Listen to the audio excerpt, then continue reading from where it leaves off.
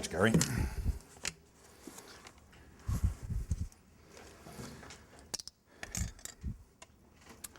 Well, I'm very glad to be here with you again today.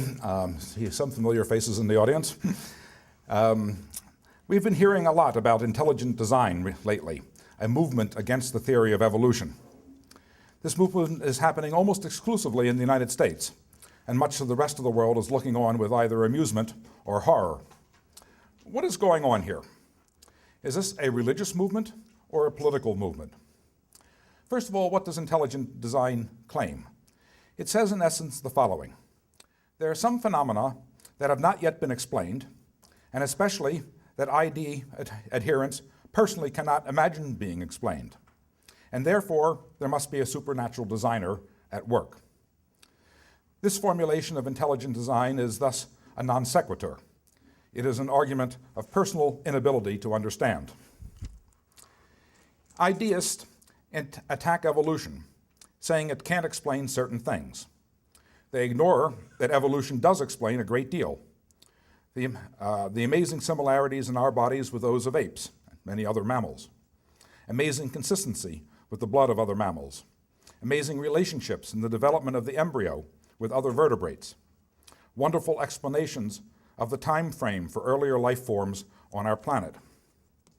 I think these connections are not accidental, nor require a supernatural designer, but are explained very nicely by the theory of evolution. Intelligent design is simply an attack on science, clothed in the notion that God is necessary. ID has introduced the phrases irreducible complexity and complex specified information, also abbreviated CSI. These phrases are their whole claim to scientific thought. Nobody actually understands these notions, not even those who invented them. It is like saying, the adventitious application of plausibility of a Weltanschauung of reality invokes a desideratum of theological presumptions. Nobody knows what that means, certainly not me. Noam Chomsky observed that we can string words together in grammatical sentences that make no sense whatever. Colorless green ideas sleep furiously. Specified complexity is in the same class as it's a wet bird that flies by night. Sometimes we should stand up and say, this is nonsense. Wolfgang Pauli, who made many seminal contributions to chemistry and physics, is often quoted to the effect that something is so laughable that it is not even wrong. There are many variations of this quote, but I take as authoritative from the original German, das ist nicht nur nicht richtig, es ist nicht einmal falsch. In English, that is not only not right, it is not even wrong. Intelligent design adherents are fond of pointing out as an example of design complexity that it is improbable that airplanes will be assembled by a tornado in a junkyard. It is necessary to point out that airplanes do not meet, choose a mate, exchange genes and sex, have baby airplanes that grow up to mate, and exchange more genes for the next generation of airplanes. This is a fundamental flaw in anti-evolution notions. Intelligent designers have a particular dislike for randomness because they wish to think that everything is directed by some supernatural entity. They actually mean the usual God, but pretend to accept other godlike types. Exactly how stars and planets coalesce from circulating clouds of matter is an ongoing area of investigation in physics. But it is clear that accidents resulted in some chunks becoming large enough to perturb the system, and thus these accumulated at the expense of smaller chunks. This is pretty close to a random series of events, and is how our Earth seems to have been formed. And somewhere along the line, the Earth was a fairly large chunk, and a medium chunk about a fourth as big came and hit it, and that was the proto-moon. And as a consequence of this collision, the Earth changed dramatically and developed its central core of iron that's responsible for the Earth's magnetic field, and other bits of the Earth bounced back off into space and coalesced to form our current day moon. This happened about 1 billion years after the proto-Earth was formed. The dislike for randomness is curious. In fact, every individual is a product of at least quasi-random events. Who we meet and have children with, and from the basic facts of sexual reproduction itself, Every ovum has a slightly different DNA arising from meiosis, that is the splitting of cells into sex cells, and likewise every sperm. Granted that some parts of the divided in two chromosomes carry genetic information from the parent, but it is random which ones happen to combine. There is increasing evidence for a degree of randomness as to the chemical environment in the womb, which appears to have influence on the degrees of maleness and femaleness in the offspring. There is thus a large number of random events that is part of the heritage of every one of us. Unless one, of course, takes the view that each sperm is individually directed by God toward a particular ovum. Nobody in biology would accept this, but as a matter of faith, it cannot be disproved. Over the long course of history, there has been quasi-randomness as to which individuals get wiped out by natural disasters, from impacting asteroids to which succumb to disease. Chance has always played a role in life and always will. There seem to be two threads in rejecting evolution. One is on the supposed grounds that it is not proven, but the main one is that it is not moral. But the ID movement is not interested in science or common sense. They are really sleepless about the whole communist, humanist, secularist, evolutionist plot to fluoridate the water supply and destroy our society's morals in the process. Of course, what they really mean about morality is sexual behavior. Generally, they are against it. Intelligent design grew out of the creationist movement, which argues the Genesis account in the Bible and Noah's flood, and that Noah's flood are literally true. These ideas have been around ever since Darwin published his book, The Origin of Species, in 1859, and then applied his ideas of evolution to the origins of humans in 1871 in his book, The Descent of Man. This followed after Louis Agassiz in Switzerland deduced that a great ice age had once gripped the earth and published his theory in two books in 1840 and 1847. This idea was met by Noah's flood believers with icy disdain. With Edward Jenner in 1798, Ignaz Semmelweis in 1850, Joseph Lister in 1865 as forerunners, by 1880, Louis Pasteur had essentially defined the germ theory of disease. Meanwhile, in 1884, Gregor Mendel died after 41 years of meticulously studying the hereditary factors of pea plants, having received no scientific acclaim in his lifetime, and soon afterward, the abbot of his monastery burned all of his notebooks. These books and ideas were body blows to the traditional ways of thinking.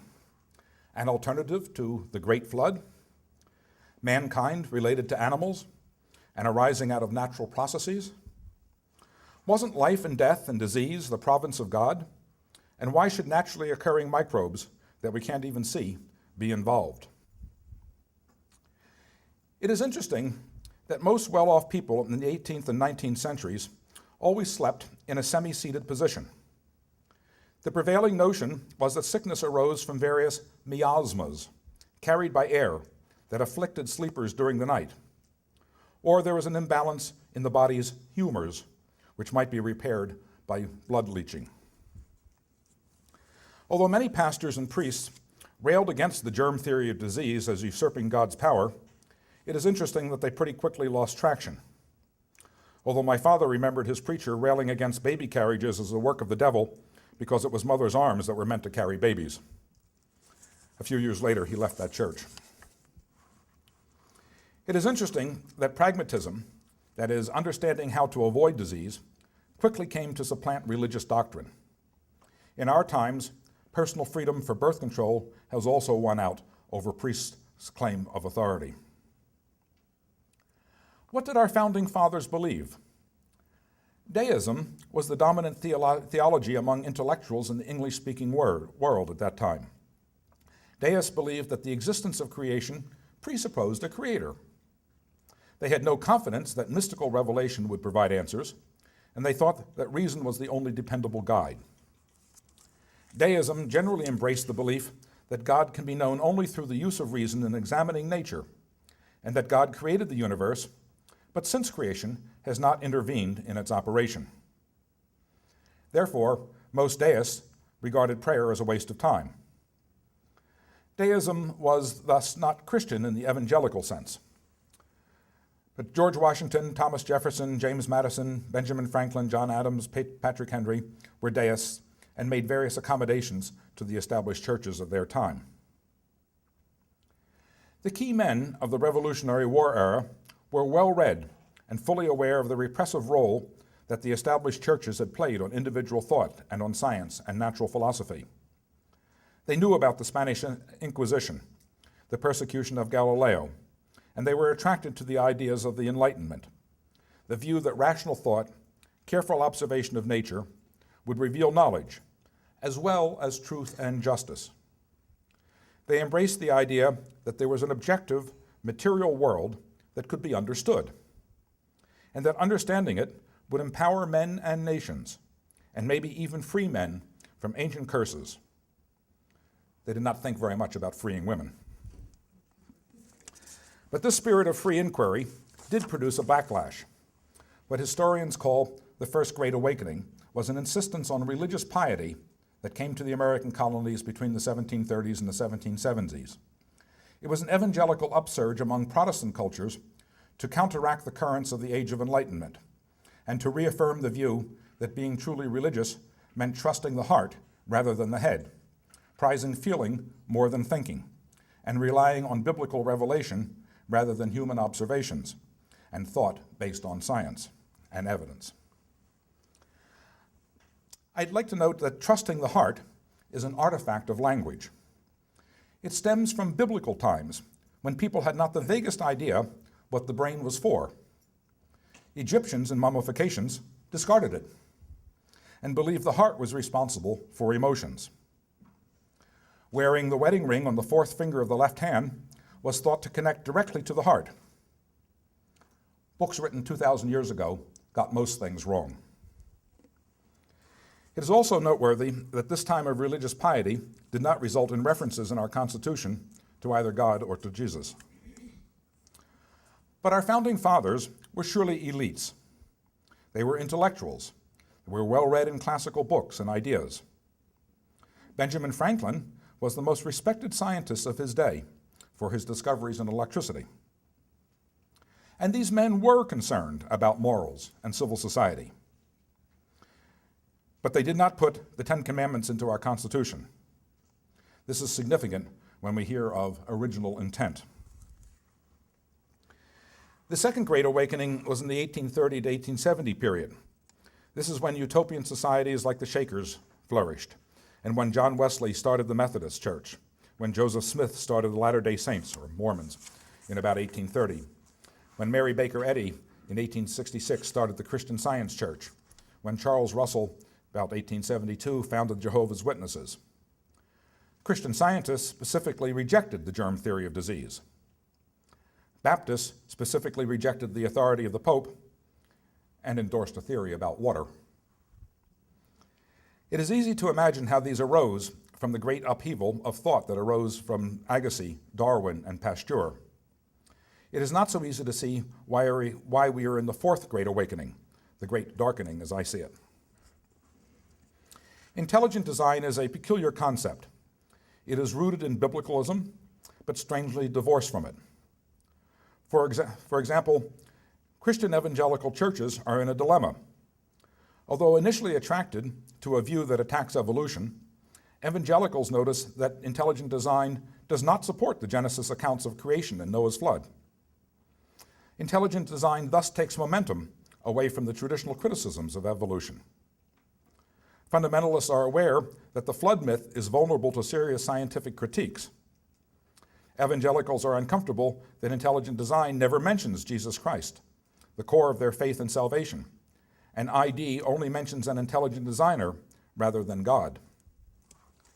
So salvation-oriented Christians have seen what ID critics have pointed out, namely that although everyone winks and knows that the designer means God, it also leaves the door open for any number of supernatural entities or deities to satisfy the intelligent design argument, leaving both God and Christ out of it. ID also allows the Islamic Allah or the Hindu deities as equal candidates for the designer, thus dethroning Christianity as the claimant. Moreover, the Roman Catholic Church has been reluctant to embrace intelligent design, suspecting it as part of the general Protestant heresy.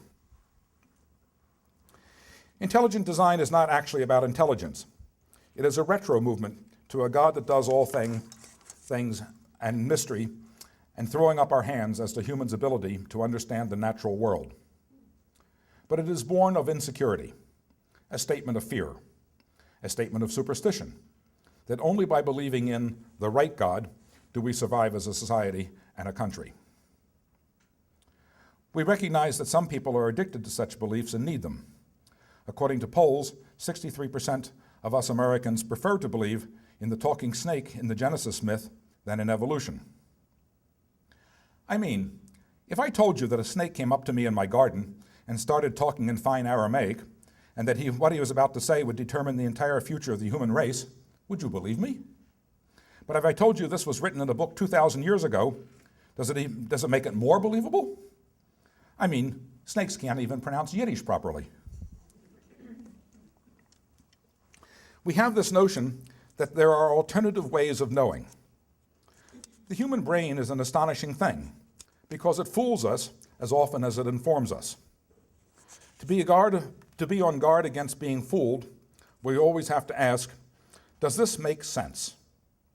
And the answer is often complicated because we have feelings, tribal loyalties, wishes that things were otherwise, and an awareness of our own mortality. The culture of anti-intellectualism includes that sports figures and celebrities count more than thought. Faith and magic count more than reason thought. I oppose the view that praying and searching for spiritual peace or healing is a satisfactory substitute for learning about difficult issues in the world and struggling with them. I think our struggle is not to find inner peace, but to keep alive the itch that makes us want to do better. As Andrew Marvell observed, there is peace in the grave, but none, I think, do there embrace. The culture of intelligent design is fundamentally a culture of anti-thinking. It makes it out to be that elites, that is, all the professors and scientists on the planet, are involved in a vast conspiracy to suppress the true truth. The idea that 10 million educated people over 10 generations in 150 different countries are fooled is too absurd to debate. But in any case, scientific evidence is not decided by majority vote. Here are some actual quotes from the intelligent design segment. Members of the secular scientific community take their moral and intellectual purity to attack intelligent design. Vested in white lab coats, they appear as high priests of the God of reason. They defend their model of intractably atheistic Darwinism. It would be easier to accept the priestly purity of the scientific caste, however, if its members didn't routinely descend from high-mindedness to promote an atheist worldview. That's pretty astonishing stuff. The liberal elites are those who hate and fear America. Like termites eating away at the foundations of the American civilization, they feed us on evolution and materialistic philosophy that undermines Christianity. From a posting on a forum, you insist in clinging to the completely disproven religion of evolution, otherwise known as the I can have any kind of sex I want to faith. You can't make this stuff up. Obviously, I depend as much as you do on elites, scientists that I respect in areas where I do not have personal expertise. Good scientists, however, are not gods, and they are subject to having their ideas criticized. Intelligent design does not want to be criticized. What about teaching intelligent design as the controversy? This is a sham for introducing ID as being on an equal basis. Intelligent design says there is a controversy about evolution, a controversy they have contrived that is peculiarly focused on biology. Let's extend this to all the other controversies we might imagine. I do not believe in the Pythagorean theorem. There are gaps in the proof. I do not accept your proof, and I think triangles can have more than 180 degrees. Obviously, God designed triangles, and my belief in God trumps geometry.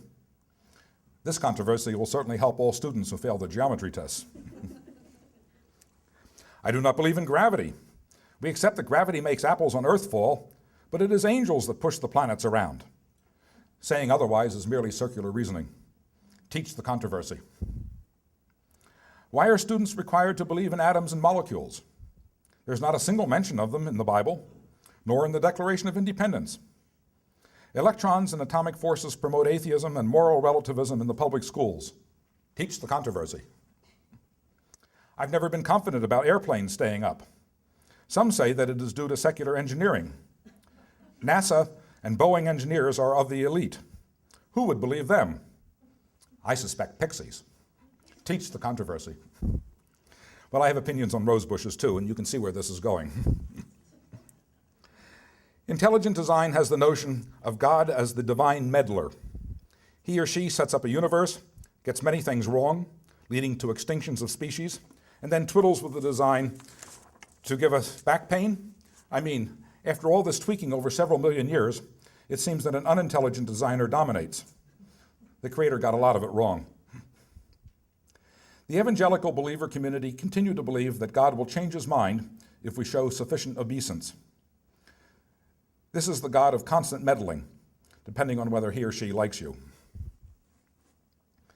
It is interesting that creationists often love being scorned. This puts them in the category of martyrs. Humiliation of creationist beliefs sort of reinforces their faith. Interestingly, fundamentalists started out as being separationists, hating the establishment of the elites of previous church establishments. Nowadays, the more one shows them to be fools as having inconsistent notions and little knowledge of the world as it is, that is, of science, the more they seem to like it.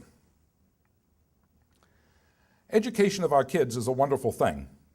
We pass on the knowledge that we humans have accumulated at great effort over centuries. We are not going to teach every nutsy idea that comes along, but it is a good idea to teach that there are lots of nutsy ideas, and students should learn how to identify them. This is not a matter of sincerity. I accept that intelligent design adherents are sincere. They really do believe that the theory of evolution undermines all values, emotions that they believe in.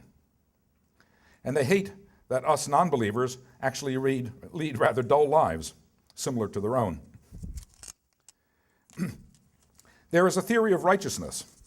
We should be careful in embracing it, for righteousness has been used over the centuries to suppress new ideas as well as to embrace new ideas.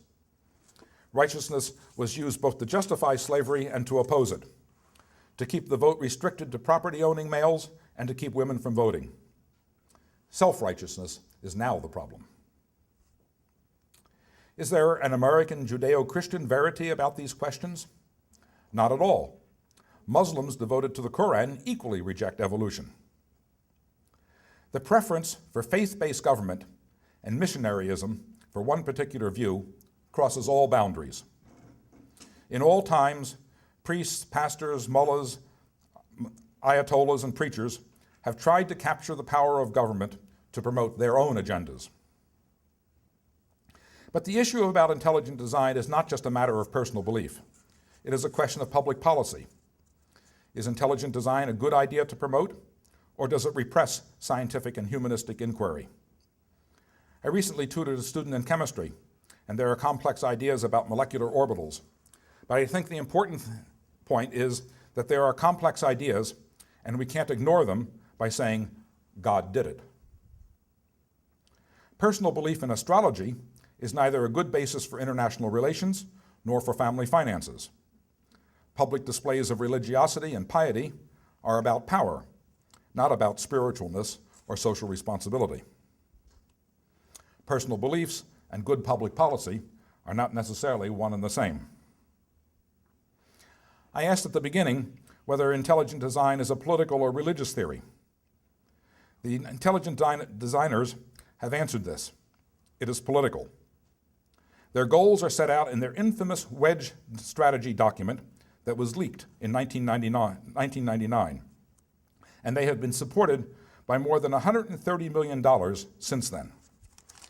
This is what the intelligent design movement, primarily promoted by the Discovery Institute in Seattle, Washington, wrote in terms of their governing goals in their wedge document. And incidentally, you can find the wedge document on the internet by just simply typing in wedge document intelligent design. Their goals, and I quote, "To defeat scientific materialism and its destructive moral, cultural, and political legacies. To replace materialistic explanations with the theistic understanding that nature and human beings are created by God." They have 5-year goals, among which is to see major new debates in education, life issues, legal and personal responsibility pushed to the front of the national agenda under the umbrella of intelligent design. They have 20-year goals. To see design theory application in specific fields, including molecular biology, biochemistry, paleontology, physics and the cosmology and the natural sciences, psychology, ethics, politics, theology, and philosophy and the humanities, and to see its influence in the fine arts. These people think big. Another one of their goals, and I quote, all these are quotes, exact quotes from the Wedge document, to see that design theory permeates our religious, cultural, moral, and political life. Well, this scares heck out of me, and I am one who thinks that heck is where people go who don't believe in gosh. Pat Robertson just 2 weeks ago said that, well, no, it was 6 months ago now, I'd like to say to the good citizens of Dover, Pennsylvania, and that was where there is an issue about teaching intelligent design in the biology classrooms in place of evolution. He said, and after the court decision, 8 of the members of the school board who had promoted intelligent design were voted out of office and replaced by people who believed in teaching good science. Pat Robertson said, though, "I'd like to say to the good citizens of Dover, Pennsylvania, if there is a disaster in your area, don't turn to God, you just rejected him from your city. And don't worry why he hasn't helped you when problems begin. I'm not saying they will, but if they do, just remember you just voted God out of your city. And if that's the case, don't ask for his help because he might not be there." Well, I think we reject ugliness, and the Pat Robertsons of the world and intelligent design are simply ugly. How does the universe work? We often see the phrase, the miracle of life. Well, life is certainly wondrous and beautiful, but not a miracle. Life seems to arise naturally when the various physical conditions are present. Isn't this a wonderful challenge for our brains?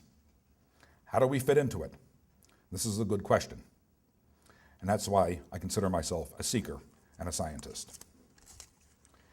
Each one of us knows the beauty in our personal lives. Expanded, we know beauty in larger vision. Our faith is indeed in the capacity of us humans to be thoughtful in our many relationships. Expanded, we strive to understand the relationships to all other humans. Being conscious of our own existence is enchanting and sometimes terrifying. But let us remember not to yield to passing terrors, as a child about what is under the bed. And remember that we do offer something positive, the simple pleasure of thinking, a love for the beauty of the world, love of knowledge, love of our fellow humans, and a keen sense of social justice, respect for the environment that allowed us to evolve, and confidence in the beauty and joy of reason. Thank you very much.